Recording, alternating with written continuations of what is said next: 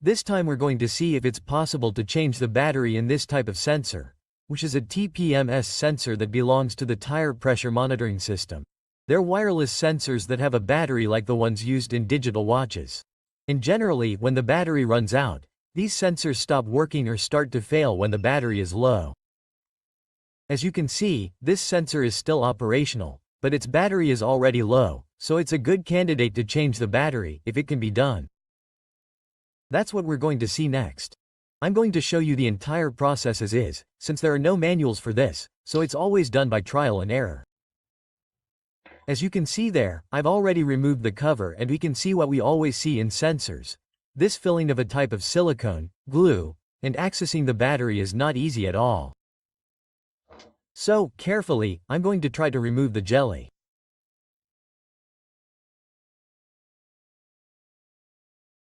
You can see the battery there.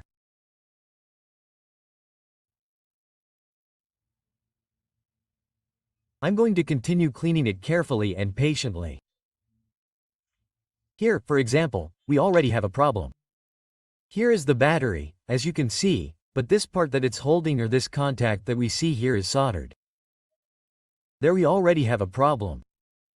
I'm going to try to carefully remove it, but if I overdo it and this flies off, then it's over. The opportunity to repair it is over and I'm going to try to do it carefully.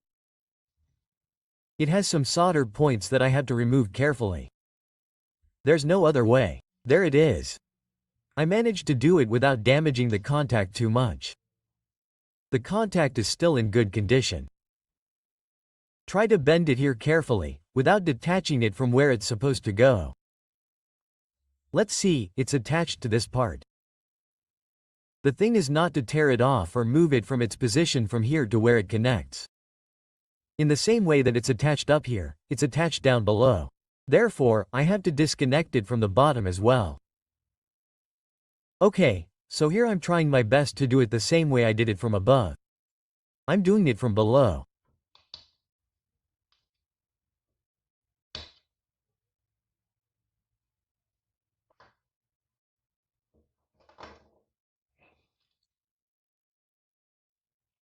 Okay, here, using these tools, I was able to hold the battery and pull it from the contact. As you can see, I've already removed the battery. Fortunately, I was able to remove it without damaging the contacts. You can see that the contacts are still relatively solid. In this case, it's a Panasonic battery. I'm going to try to find the original, and if not, an equivalent.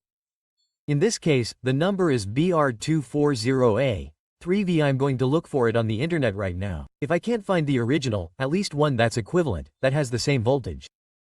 Okay, now I'm ready to continue with the procedure. I've already got the batteries. In this case, they're equivalent batteries, they're not exactly the same battery, I couldn't get it.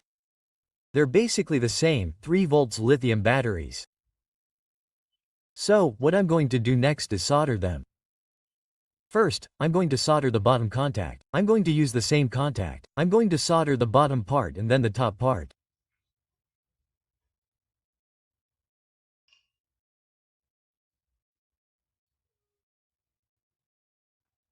Okay, I've soldered it there. I don't know if you can see it on camera, but it's soldered there. And the great advantage of this type of spot welder is that the battery doesn't get as hot. So, I'm going to place it here. Next, I'm going to solder the other contact.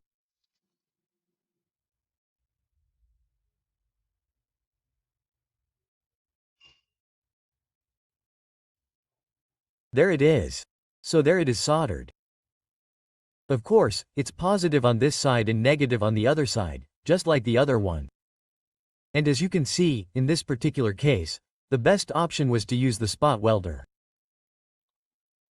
In order to use the solder and the soldering iron, you would at least have to get the original battery that already has the spot welded contacts, and with those contacts, you can apply the solder, since this contact is more compatible with that solder, unlike the surface of these batteries, which is not compatible at all.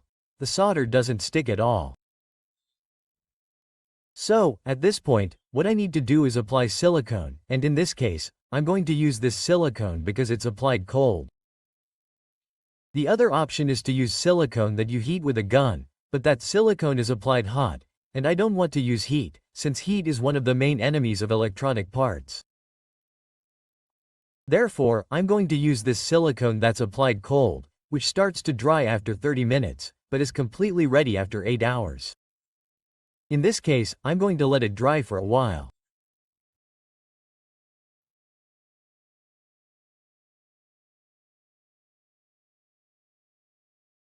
And well, as you can see, there it is. I've filled it as best I could. I'm going to put the lid on right away. It's going to be well secured. So, I'm going to leave it there to dry. And well, everything is ready to end the video. As you can see, the silicone has already dried, it is completely sealed. The cover is now in place, and at least in this particular case of this sensor, the battery could be changed. As we could see, it was a sensor that had a low battery problem. So, let's see one last time if it is still operational. As you can see, there it is. It is also important to mention that in the case of this type of repair, after putting in this new battery, you never know how long it will last. Once installed in the tire. As I always say, each person does this type of repair at their own risk, but beyond that, in an extreme case, this type of resource can be used to extend the useful life of this type of sensor a little more. And that's it for me. Thanks for watching the video. Don't forget to subscribe to the channel if you haven't already, because I will continue uploading more material, all related to mechanics, and that's it for now. Thank you very much and see you next time.